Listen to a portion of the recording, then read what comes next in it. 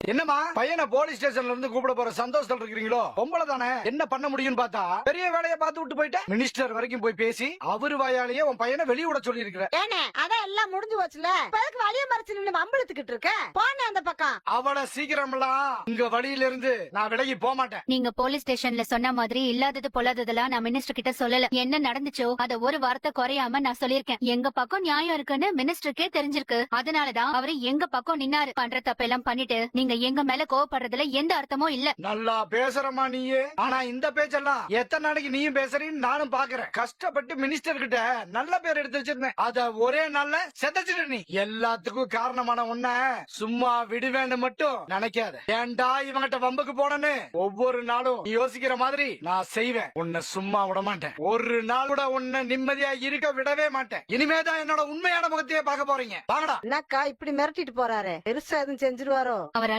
எதுவுமே செய்ய முடியாது. அந்த ஆத்திரத்துலதான் இப்படி பேசிட்டு போறாரு. அந்த ஆளு போறத பார்த்தா கண்டிப்பா ஏதாவது செய்வாரு. அப்படி ஏதாவது செஞ்சா அதையும் சமாளிப்போம். நீ வண்டி எடு, ஸ்டேஷனுக்கு போலாம். இப்போதாண்டா எனக்கு உயிரே வந்துச்சு. உங்களை போலீஸ் பிடிச்சிட்டு போனோன்னு அக்கா ரொம்ப துடிச்சு போயிருச்சு தம்பி. உங்களை என்ன பாடுபட்டு வெளியில கொண்டு வந்திருக்கு தெரியுமா? நீ பேசாம இரு செல்வி. நடந்த விஷயத்த சொல்லணும்லக்கா. நீ எம்பிட்டு கஷ்டப்பட்ட. சரி விட. ஏய் என்னடா நீ? என்னமா பையனை வெளியே கூப்பிட்டு வந்துட்டீங்களா? ஆமா சார், இவன் தான் சார் என் பையன். ஓ இவர்தானா? நீங்க என்ன சார் இங்க? அது ஒண்ணு இல்லம்மா, அந்த கவுன்சிலர்